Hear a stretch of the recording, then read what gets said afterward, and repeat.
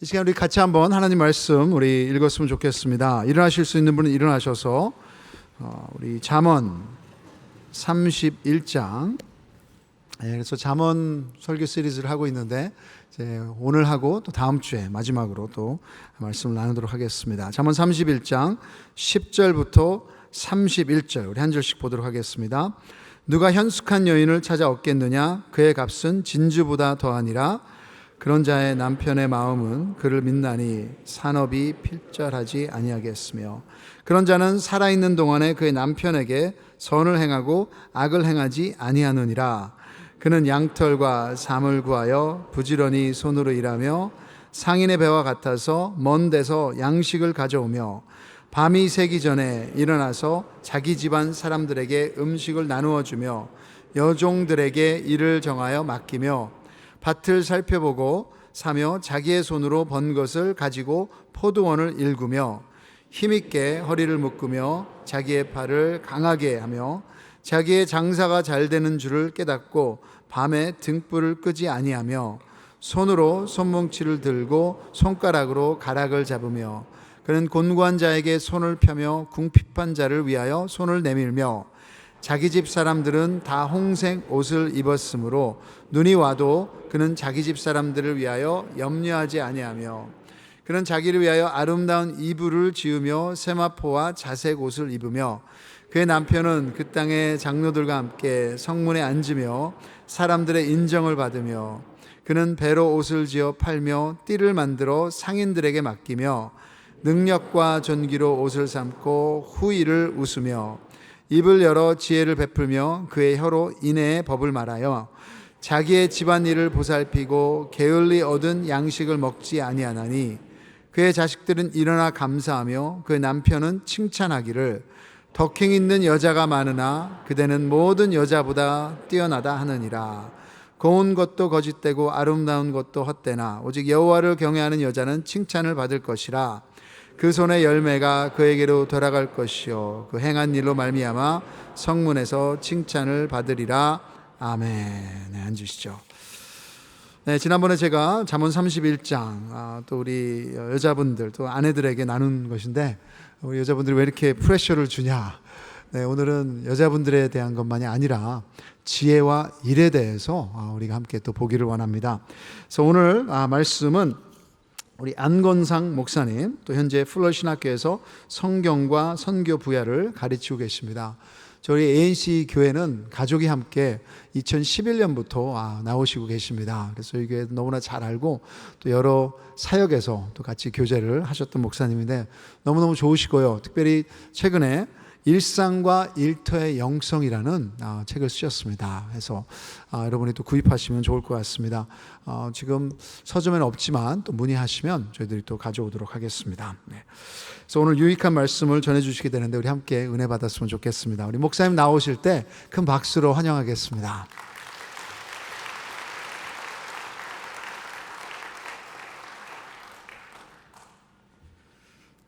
여러분들 그동안 평안하셨습니까? 예, 오랜만에 뵙습니다. 여러분들은 저를 잘 모르시겠지만 저도 여러분들을 잘 모릅니다. 아니고요. 그 마스크를 쓰니까 다 불편한데 한 가지 좋은 게 있더라고요. 다들 선남 선녀처럼 보여서 굉장히 좋습니다. 오늘 지혜와 일이라는 제목, 특별히 일과 신앙의 관계에 대해서 생각을 해보겠습니다. 사람은 일하는 존재죠. 우리는 그 가정이나 혹은 직장 같은 일터에서 거의 삶의 대부분의 시간들을 보냅니다. 그러니까 일의 의미를 깨닫지 못하면 절대로 행복한 삶을 살 수가 없는 거예요. 안타깝게도 많은 신앙인들이 일과 신앙의 관계를 잘 알지 못하는 것 같습니다. 일은 살기 위해서 하는 것이고 신앙생활은 교회에서 한다, 이런 생각들을 가지고 있죠. 얼마 전에 우리 목사님이 소개해 주신 저 책을 가지고 한 그룹의 성도님들과 한 10주 정도 함께 공부를 했었습니다. 마지막 날에 우리가 함께 모여서 나눔의 시간들을 가졌는데 한 성도님이 그런 말씀을 하셨어요. 그동안 저는 신앙생활이라는 것이 그냥 교회에서 무엇을 하는 것이라고 생각했습니다. 그런데 알고 보니 제 일상과 일터가 신앙의 자리이고 내 일상과 일터의 삶 모두가 신앙생활이라는 것을 깨달았습니다 라는 고마운 고백을 해 주셨습니다. 그렇습니다, 여러분. 우리의 삶 모두가 신앙생활입니다. 우리는 우리의 일상과 일터에서 신앙의 삶, 신앙생활을 하고 있는 것이죠.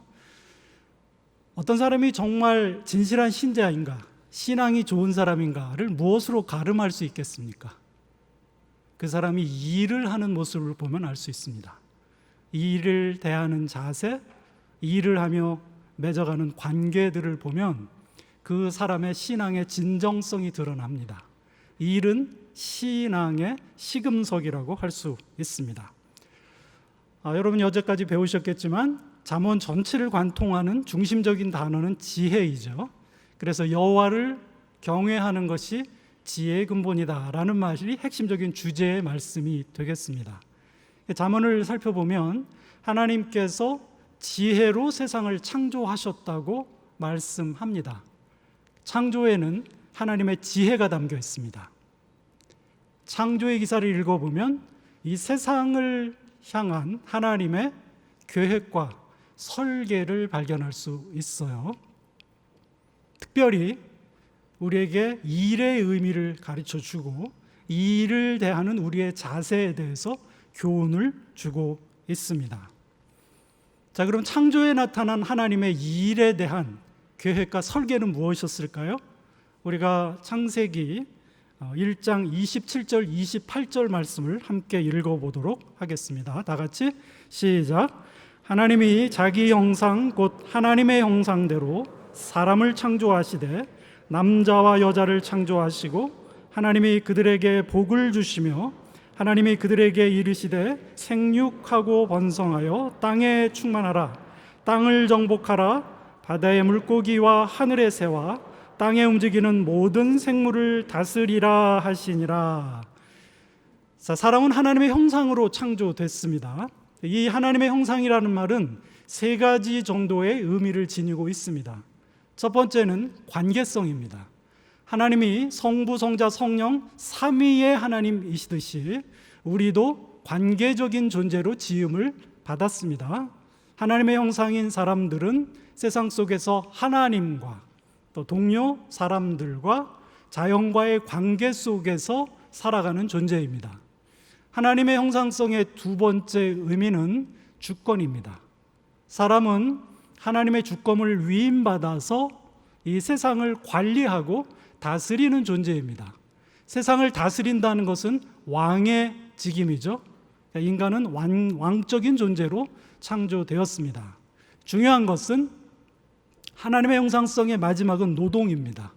어떻게 세상을 다스립니까? 일을 통해서 다스립니다. 노동을 통해서 다스린다는 것입니다. 그러니까 사람은 바른 관계 속에서 일을 통하여 세상에서 하나님의 뜻을 실현하는 존재라는 말씀입니다.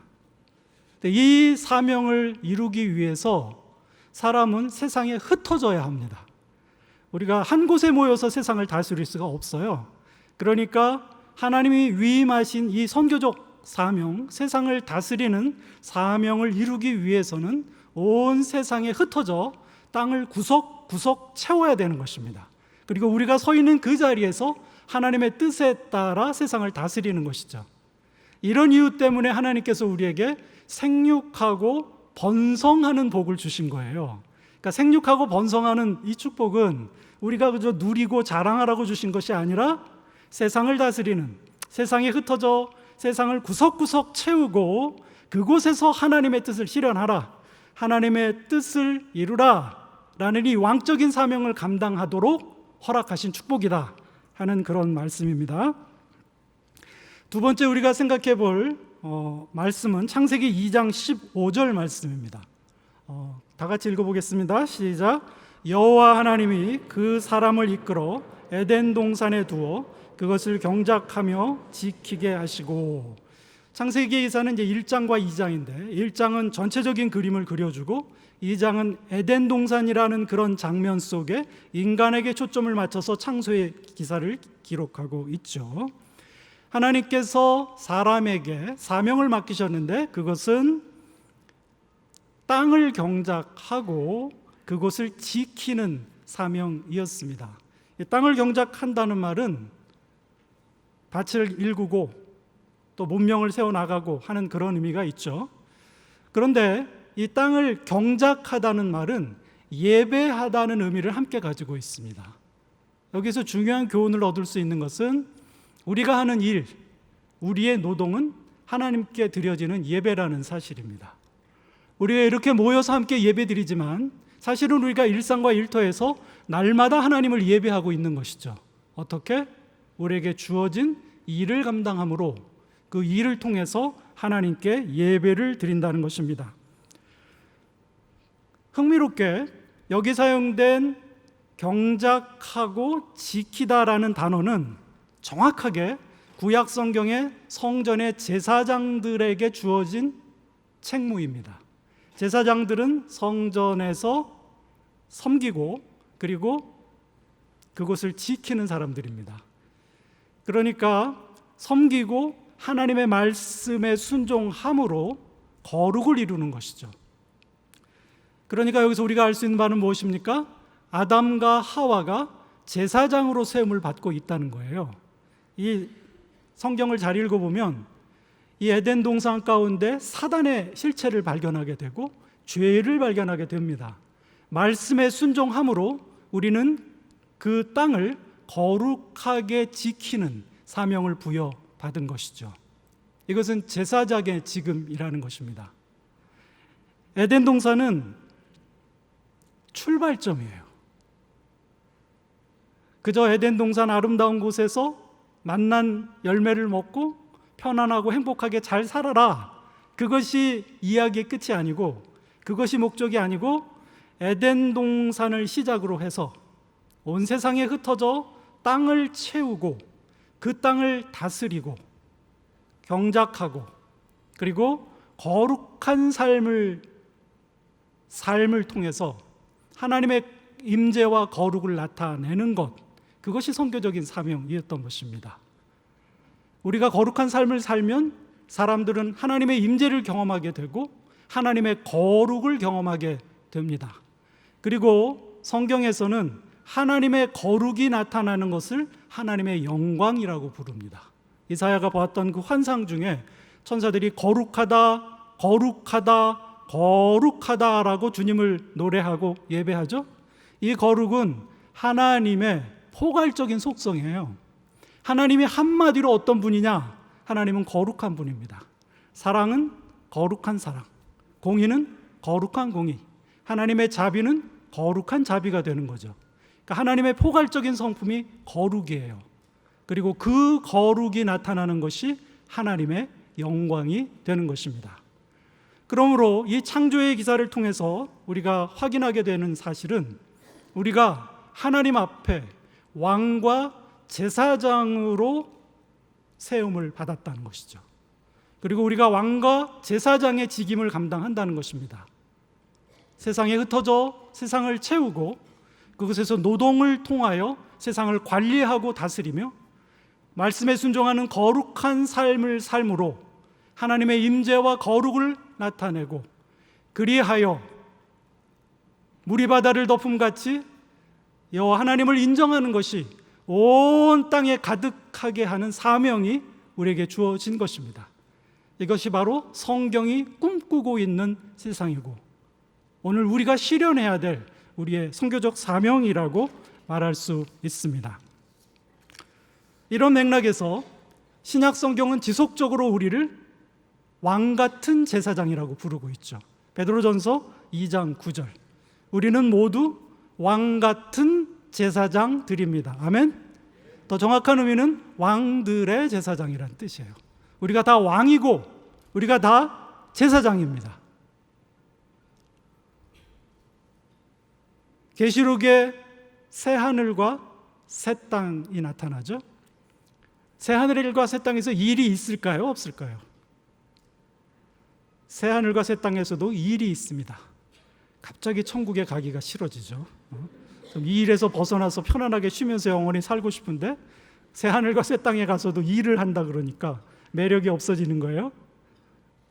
새 하늘과 새 땅에서도 계시록을 읽어보면 우리는 여전히 왕이며 제사장입니다.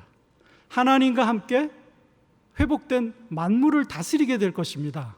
왕입니다. 그리고 제사장으로 자연 만물과 천상의 존재들과 함께 하나님을 예배하는 제사장적 삶을 살게 되는 것이죠.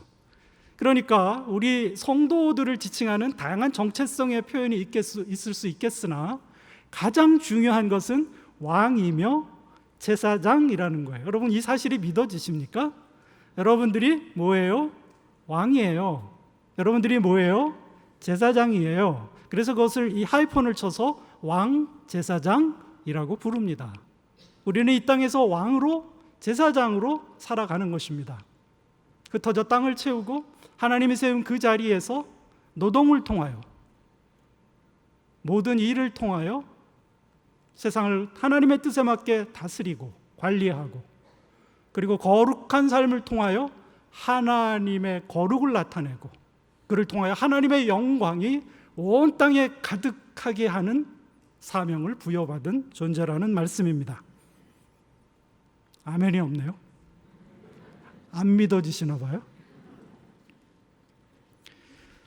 잠언 31장은 잠언 전체의 클라이막스예요.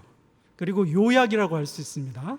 그래서 잠언을 읽는, 잠언 전체를 읽을 수 있는 해석의 틀을 제공해 주죠. 잠언에 여러 가지 격언들, 경구들이 드러나는데 실제로 잠언 31장에서는 하나의 이상적인 인물을 세움으로써 실제적인 인물을 통해서 그 말씀들을 해석할 수 있는 틀을 제공해 준다는 점이에요. 그러니까 단순한 그 마지막의 에필로그가 아니에요. 중요한 주제를 담고 있고 그 실제적인 모습을 우리에게 보여주고 있는 굉장히 중요한 그러한 장이라고 할 수 있습니다. 특별히 우리에게 잠언 31장은 지혜로운 일꾼의 자질과 자세에 대해서 가르쳐 줍니다. 저도 그렇고 모든 남성분들이 그렇지만 우리는 잠언 31장을 사랑합니다.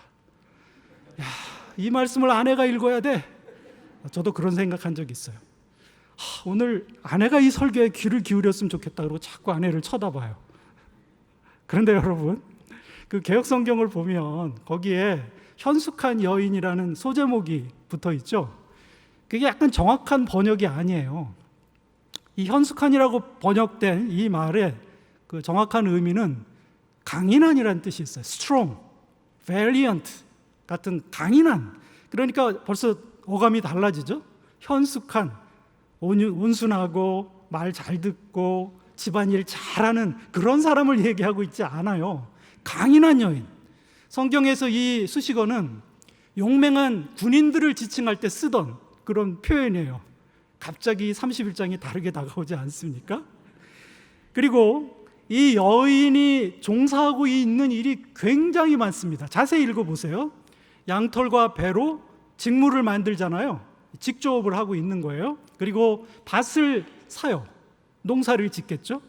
그리고 거기서 포도를 재배하니까 과수원을 하는 거예요. 옷을 만들고 띠를 만들어서 상인들에게 판매를 하고 넘기죠. 무역을 해요. 비즈니스를 합니다. 그리고 여종들에게 일을 지혜롭게 잘 분배하는 일을 하죠. 그러니까 매니저예요. 그리고 CEO이기도 합니다.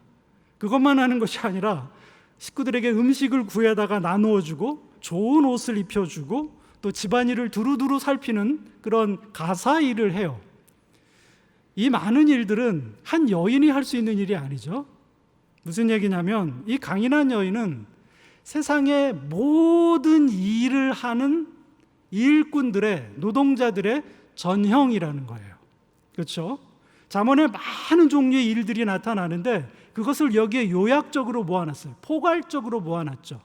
그러니까 실제로 잠언 31장이 말하고 싶었던 것은 세상에 일하는 모든 종류의 사람들을 말하고 싶은 거예요. 그런데 그 아이디얼 워커의 대상을 여성으로 잡은 거죠.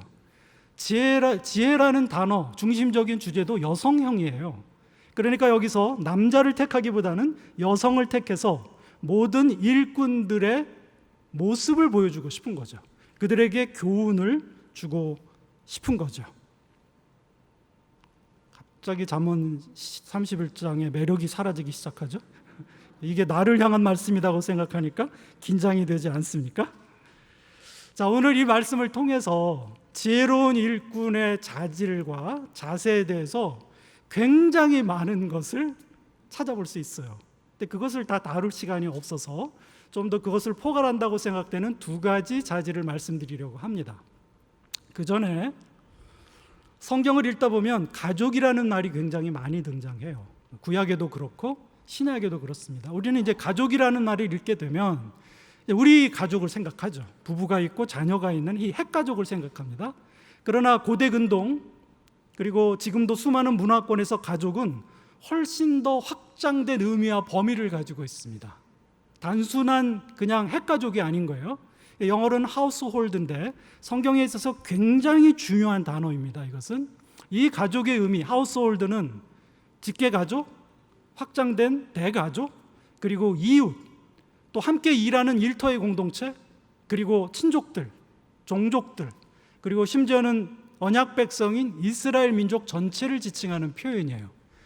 심지어는 당시 그 신약의 배경 속에서는 로마 제국 전체를 하나의 가족으로 봤어요. 그게 이 로마의 통치 이데올로기였습니다. 로마 황제가 아버지고 모든 사람들은 가족이 되는 그런 것이 로마의 가족 이해였고 통치의 이념이었던 거죠. 성경은 그것과 대비되는 하나님의 가족을 제시하고 있습니다. 그러니까 이 가족이라는 것이 꼭 우리 가정의 부부관계 또 자녀와의 관계만을 의미하는 것이 아니다. 넓은 관계를 포괄하고 있고 특별히 우리가 일하는 일터에서 함께하는 사람들과의 관계를 포괄한다. 그러므로 이 말씀을 읽을 때 언제나 이 관계의 컨텍스트 속에서 일을 이해해야 되는 거예요. 우리는 일이라는 것을 너무 개별적인 것, 개인의 일이라고만 생각하는데 언제나 성경이 가르쳐주는 일은 이게 관계라는 컨텍스트 속에서 일어난다는 사실을 기억하시기 바랍니다. 그런 이해를 가지고 그렇다면 잠언이 우리에게 가르쳐주는 지혜로운 일꾼의 자질과 자세는 무엇인가? 그 첫 번째는 신뢰성이라고 할 수 있습니다. trustworthiness이라고 할 수 있는데 지혜로운 일꾼은 사람들에게 신뢰를 받는 사람이에요.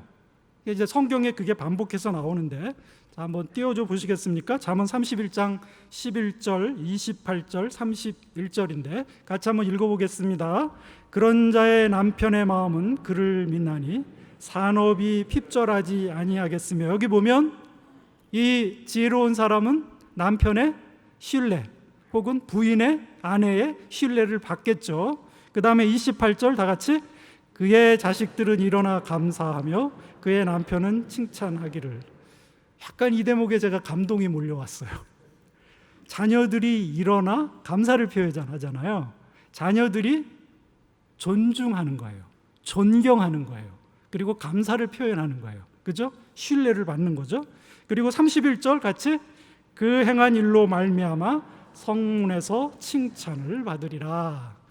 이 성문은 공동체의 만남의 장이죠. 모든 정치, 사법, 무슨 절차들이 거기서 다 진행이 되는 자리예요. 그 일상 삶의 터전이라고 할 수 있겠죠. 그 성문에서 칭찬을 받아요. 그 공동체의 사람들에 의해서 인정받고 칭찬을 받죠. 그러니까 여기서 묘사되고 있는 이 지혜로운 여인, 지혜로운 일꾼은 사람들에게 신뢰를 받는 사람인 것이에요. 어떻게 신뢰를 받을 수 있습니까? 이 신뢰성은 정직과 성실에서 나옵니다. 정직한 사람이 신뢰를 받을 수 있어요. 이 정직이라는 말은 사실을 말하고 사실을 행하는 거죠. 진실을 말하고 진실을 행해요. 역으로 거짓을 말하지 않고 거짓을 행하지 않는 거예요. 어떤 사람들은 이것을 이제 비즈니스에 적용해가지고 과대 광고, 그것은 정직한 것이 아니다. 혹은 내 비즈니스가 잘 되기 위해서 다른 사람의 비즈니스를 폄하하는 것, 그것도 잘못된 것이다라고 적용을 할 수 있죠. 이건 여러분들이 다양하게 적용을 할 수 있는 부분입니다. 아무튼 정직한 사람이 신뢰를 받을 수 있습니다. 두 번째는 이 신뢰를 받는 사람들은 성실한 사람들이죠.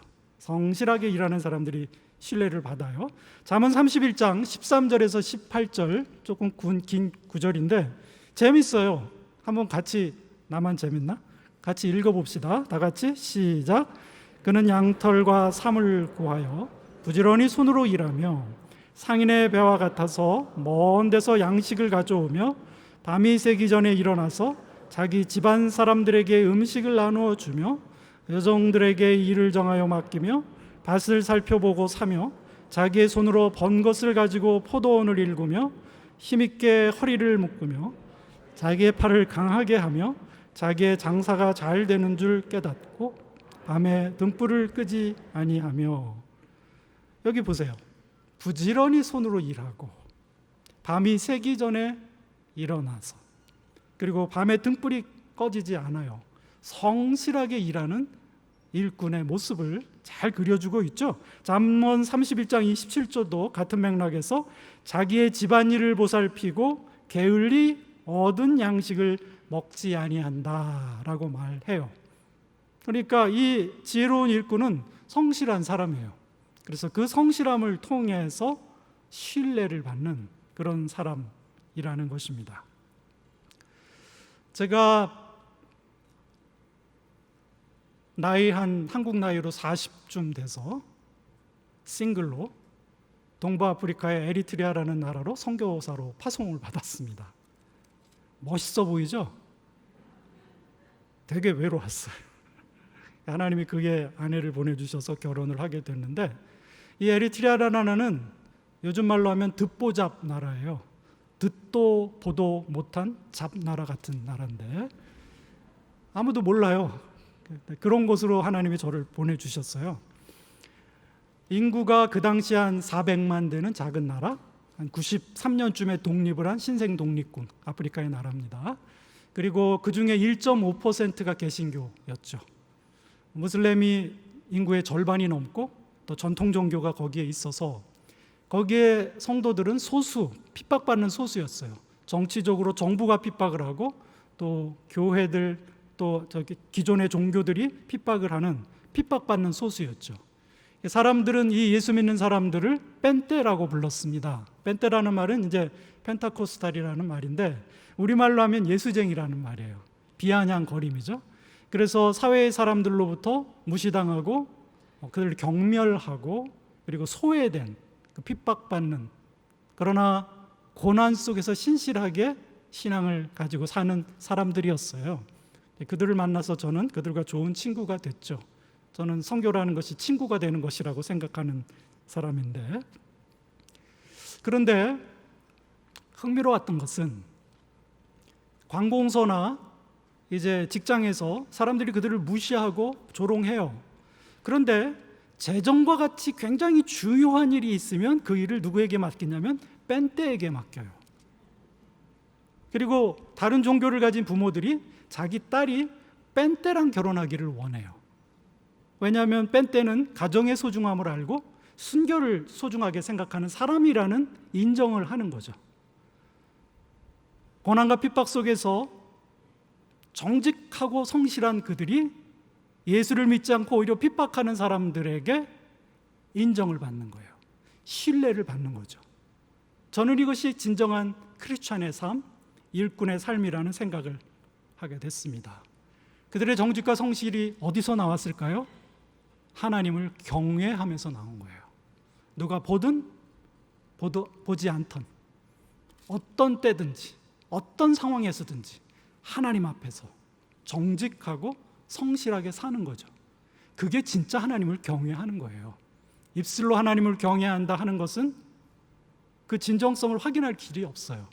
삶으로 정직하고 성실하게 살아가는 그 모습이 그 사람이 하나님을 경외하고 있다는 증거가 되는 것입니다. 두 번째는 관대함입니다. 제네로시티. 지혜로운 일꾼은 관대한 사람이에요. 먼저는 함께 일하는 사람들에게 관대해야 돼요. 이 가족을 일터라고 생각을 못 하시는데 가족은 일터입니다. 굉장한 노동이 필요한 곳이에요. 가족이 일터예요. 가정이. 가족들에게 관대해야 돼요. 이웃에게 관대해야죠. 그리고 무슨 직종이든 내가 함께 일하는 그 사람들에게 관대해야 돼요. 여러분, 관대한 사람들이 모인 곳은요, 따뜻함이 있어요. 활기가 있어요. 함께하는 사람들이 행복해요. 우리가 가정에서 그런 경험 많이 해요. 부모들이 너무 스트릭트하고 맨날 야단만 하면 애들이 죽어요. 그냥 목숨이 끊어지는 게 아니라 활기가 없어요. 생기가 없어요. 눈치만 봐요. 그렇죠? 당당하지 못해요. 그러나 실수를 용납하고 받아들이고 격려하고 이렇게 관대한 가족들 속에서는 그 가족의 행복이 있죠. 기쁨이 있죠. 일터가 또 그래요. 관대한 사람들이 있는 일터는 행복한 자리예요. 따뜻함을 느낄 수 있는 것이죠. 사람 사는 냄새가 나는 곳이라 하는 그런 말씀입니다. 그러므로 우리는 함께하는 사람들, 특별히 함께 일하는 사람들에게 관대한 사람이 되어야 합니다. 그런가 하면 외부인들에게도 우리는 관대해야 되죠. 제가 관대라고 표현했습니다마는 신앙의 가장 중요한 복음을 담고 있는 실천 동목은 환대입니다. 환대, hospitality. 그게 신앙의 가장 실천적인 표현이에요. 그러니까 예수 믿는 사람들은 환대의 사람들이 돼야 돼요. 자, 성경 말씀 또 한번 보겠습니다. 잠언 31장 19절에서 20절, 19절, 20절 말씀 함께 읽어볼까요? 다 같이. 손으로 손뭉치를 들고 손가락으로 가락을 잡으며 그는 곤고한 자에게 손을 펴며 궁핍한 자를 위하여 손을 내밀며. 두 절로 되어 있죠. 19절, 20절. 여기 손가락이라는 말이 나오는데 사실의 원래의 의미는 다 손이라는 뜻이에요. 그런데 이 저자는 손이라는 단어를 두 개의 다른 단어를 사용하고 있어요. 그래서 19절 앞에 나오는 손과 20절 뒤에 나오는 손이 같은 단어예요. 19절 뒤에 나오는 손과 20절 앞에 나오는 손이 같은 단어예요. 의도가 무엇입니까? 이 두 구절이 밀접하게 연결되어 있다는 것을 보여주는 것이죠. 그러니까 이것은 이제 성경에서 흔히 쓰는 카이라고 하는데 X 스트럭처예요. 이렇게 교차적으로 서로를 연결시킴으로써 두 것이 밀접한 관련이 있다는 것을 말해주고 그리고 전하고자 하는 메시지를 강하게 강조하는 성경에 자주 등장하는 기법인 거예요. 19절 말씀을 보면 손뭉치를 들고 그 물레에 막대기를 잡고 열심히 일하는 모습을 볼 수 있어요. 그죠? 부지런한 사람이잖아요. 이렇게 열심히 일하면 어떤 일이 일어납니까? 소득을 얻게 되겠죠. 그리고 성공하게 되겠죠. 근데 그게 끝이 아니라는 거예요. 열심히 일해서 소득을 많이 얻고 성공하는 것이 끝이 아니라는 거예요. 그 다음 절을 보면 그렇게 해서 얻은 소득, 성공을 가지고 가난한 자들을 돕고 어려운 사람들을 보살펴 주는 것이죠. 관대함이에요. 일과 관대함은 밀접하게 연결되어 있어요. 이 사실을 우리가 망각할 때가 많아요. 일의 목적은 관대함이에요. 그런데 관대함은 일에 능력을 부여해 줍니다. 관대한 목적을 가지고 환대하기 위해서, 나누고 섬기기 위해서 일하는 사람들은 그 일의 효율성과 효과를 얻을 수 있죠. 일을 잘할 수 있는 역량을 부여받는 거예요. 그러므로 일과 이 관대함은 같이 연결이 되어 있다 하는 것이죠. 그렇기 때문에 우리는 함께 일하는 사람들에게 관대해야 되고 또 우리의 이웃들에게 관대한 사람이 되어야 하는 것입니다. 이게 지혜로운 일꾼의 덕목이라고 말할 수 있죠. 이렇게 신뢰받고 관대한 지혜로운 일꾼에게는 보상이 있어요. 유익이 있어요. 아까 읽었지만 가족과 공동체의 칭찬과 인정을 받죠. 그것보다 더 중요한 것은 하나님이 그런 사람을 인정하시는 거죠. 여러분, 하나님이 인정하시면 된 거예요. 뭘 더 바래요? 하나님이 인정하시면 된 거예요. 고운 것도 거짓되고 아름다운 것도 헛되나 오직 여호와를 경외하는 여자, 일꾼은 칭찬을 받을 것이다. 이 모든 것은 하나님을 경외함에서 비롯되는 것입니다. 이제 말씀을 정리하겠습니다. 저는 이 말을 하고 또 한참 더 해요. 전략입니다, 전략. 마이클 홀튼이라는 제가 좋아하는 그 저술가가 있는데 이런 얘기를 합니다. 우리에게는, 성도에게는 세상과 다른 탁월함에 대한 정의가 있다. 엑셀런스에 대한 다른 정의가 있다는 거예요. 세상에서의 탁월함은 경쟁적인 개념입니다. 서로 견주어서 남보다 뛰어나면 탁월함이 돼요. 올림픽도 하고 월드컵도 하는데 결국은 쿼터 파이널, 세미 파이널, 파이널에서 1등을 찾잖아요. 1등만 기억하는 세상. 그 가운데 말은 안 합니다. 세상. 그게 탁월함이에요. 그러니까 항상 탁월하기 위해서는 경쟁해야 돼요. 남을 이겨야 돼요. 그게 세상의 탁월함입니다. 그러나 우리 믿는 사람들에게는 세상과 다른 탁월함에 대한 정의가 있어요. 성경적 탁월함은 하나님을 마음에 두는 거예요. 사람을 마음에 두는 거예요. 하나님의 영광을 위하여 사람을 사랑하는 마음으로 일하는 거예요. 그게 탁월함이에요. 그런 의미에서 우리 모두는 다 탁월한 사람이 될 수 있다, 없다. 제가 무슨 지금 개그하는 거 아닙니다. 아는 사람만 아시겠죠. 모르시겠으면 그냥 따라 웃으세요. 우리 모두는 하나님 앞에서 모두 다 탁월한 사람이 될 수 있어요. 하나님의 영광을 위하여 죽게 하듯 일을 하면, 하나님의 영광을 위하여 죽게 하듯 사람들을 대하면 우리는 탁월한 사람인 거예요. 그러므로 어떤 종류의 일을 하느냐보다 어떻게 일하느냐가 더 중요해요. 세상은 일의 직종을 가려요.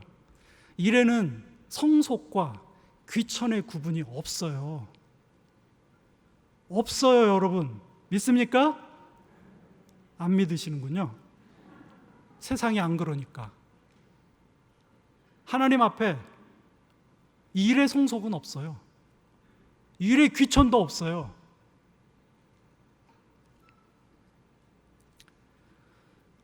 제가 좋아하는 오스왈드 체인버스라는 그 영성가가 있어요. 그분의 책이 너무 좋아가지고 하루에 한 장씩 읽으면서 3년 3번을 제가 읽은 적이 있는데요.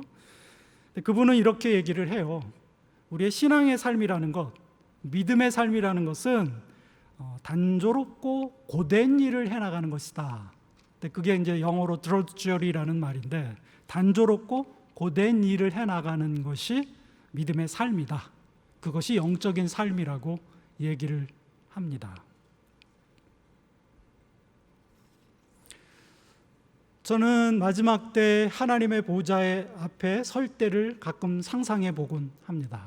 우리가 모두 하나님의 보좌 앞에 서게 될 것이에요.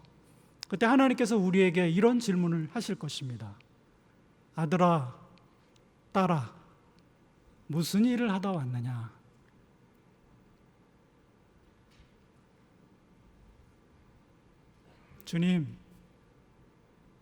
주님을 위해 대단한 일을 하지 못했습니다.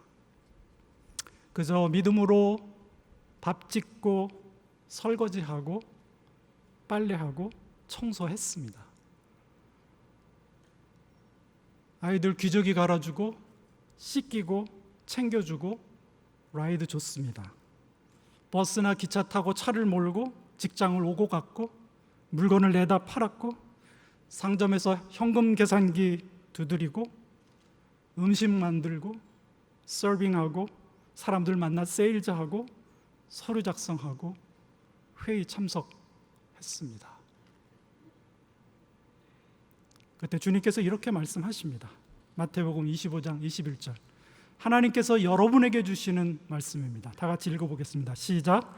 잘하였도다 착하고 충성스러운 종아, 내가 작은 일에 충성하였으니 내가 많은 것으로 내게 맡기리니 내 주인의 즐거움에 참여할지어다.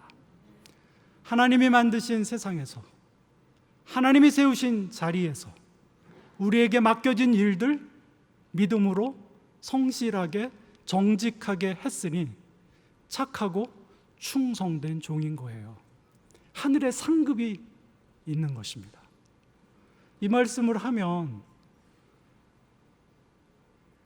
여성 성도님들이 울어요. 가슴이 아팠어요. 날마다 집에서 뒷바라지하고 밥하고 청소하고 설거지하고 알아주는 사람도 없고 내 인생은 어딨나? 나는 뭔가? 나는 누구? 여기는 어디? 무력감, 무의성에 시달리면서 일상을 살고 1년을 살고 일생을 살아가는 거죠. 그런데 알고 보니 그게 하나님의 일이었어요. 그게 왕의 일이었고 제사장의 일이었던 거예요. 그렇게 해서 가정이 굴러간 거예요. 가정은 세상의 기초예요.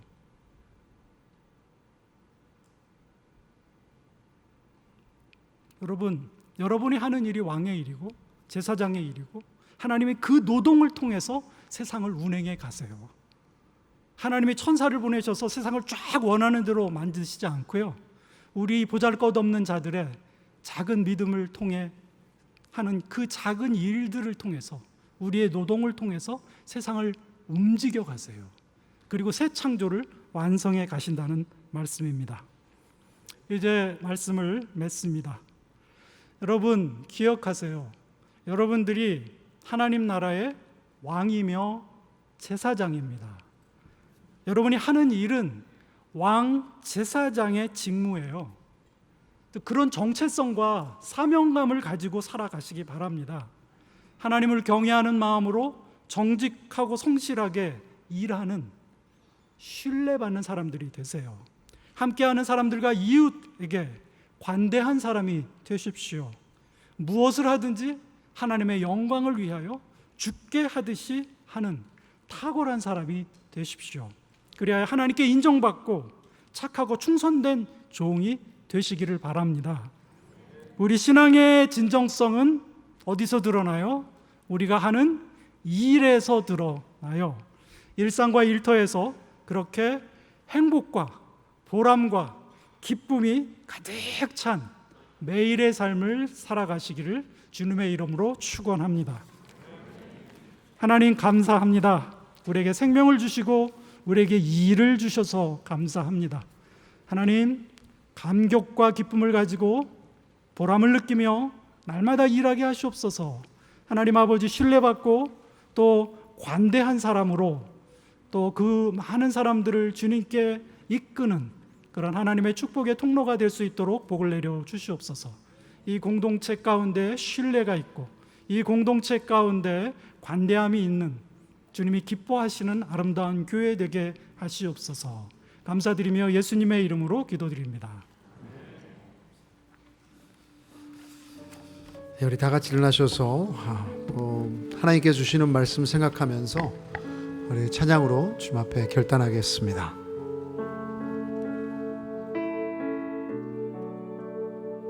우리를 지금 이 자리로 부르신 주님 앞에 성실함으로 우리가 살아갈 수 있도록 우리를 인도하여 주시옵소서. 함께하는 결단의 마음으로 고백하기를 소망합니다. 나를 지으시니가 나를 지으시니가 하나님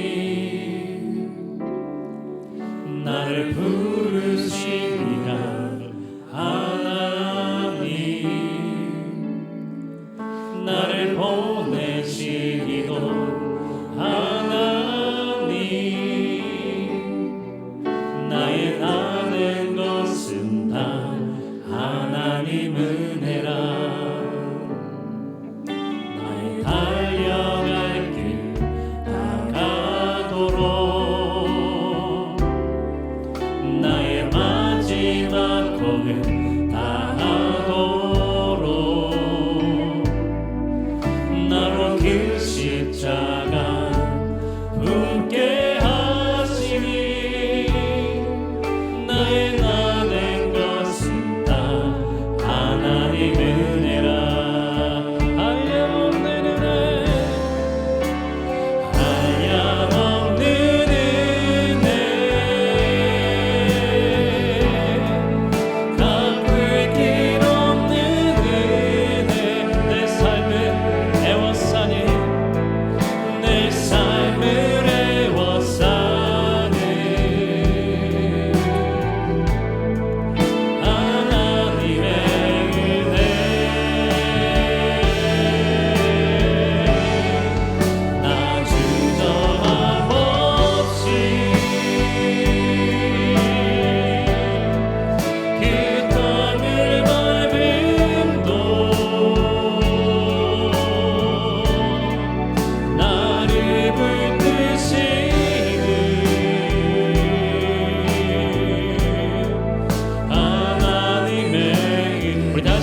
네 고백합니다. 한량없는 은혜, 한량없는 은혜, 갚을 길 없는 은혜, 내 삶을 애워싸네. 하나님의 은혜, 나 주저함 없이 이 땅을 밟으도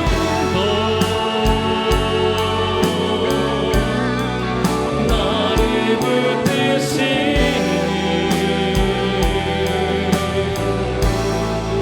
하나님의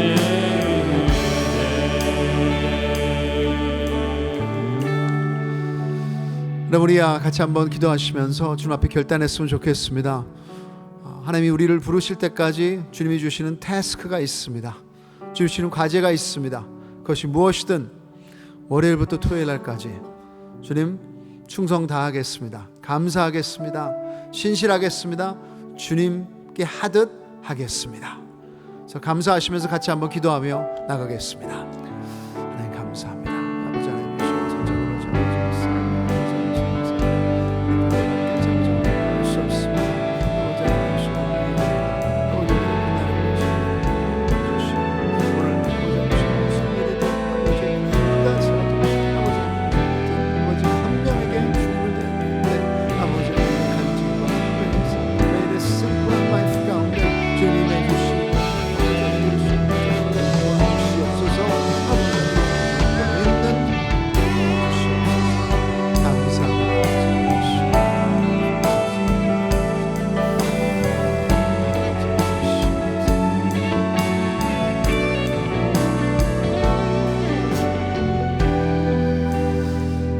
하나님 아버지 감사합니다. 주님 예수 그리스도가 십자가에 못 박히셔서 우리에게 새 생명을 주셨는데 그것은 주일날만이 아니라 월요일부터 토요일날까지 주님께서 부르신 그곳에서 그 한 사람에게 그 한 태스크를 통해서 드러나는 줄 믿습니다. 우리 일상생활 가운데 감사하게 해주시고 내일 주님이 무슨 태스크를 주시든 누구 앞에서 부르시든 주님께 하듯 감사하며 기뻐하며 그 장소를, 그 태스크를 주님께 영광이요 그제가 축복이 될 수 있도록 은혜 내려 주시옵소서. 특별히 주님께서 모든 것을 채우시는 줄 믿습니다. 우리 물질까지도 주님의 것이니 이 시간 주님 앞에 드리는 우리 헌신과 우리 시간과 우리의 삶이 진정 우리의 사랑을 표현할 수 있도록 은혜 내려 주시옵소서. 이제는 우리에게 기쁨과 목적을 주시기 위해서 자기의 삶을 내어주신 주 예수 그리스도의 은혜와 하나님 아버지의 무한하신 사랑하심과 성령 하나님의 역사하시고 위로하심이 이제 내일 주님께서 부르실 그곳에서 충성 다하기를 결심하며 주님께 하듯 하기를 하며 마지막까지 달리기를 결단하는 우리 모든 성도님들 머리 위에 주님께서 부르실 그 세상 한복판 위에 이제부터 영원까지 항상 함께 있을지어다. 아멘.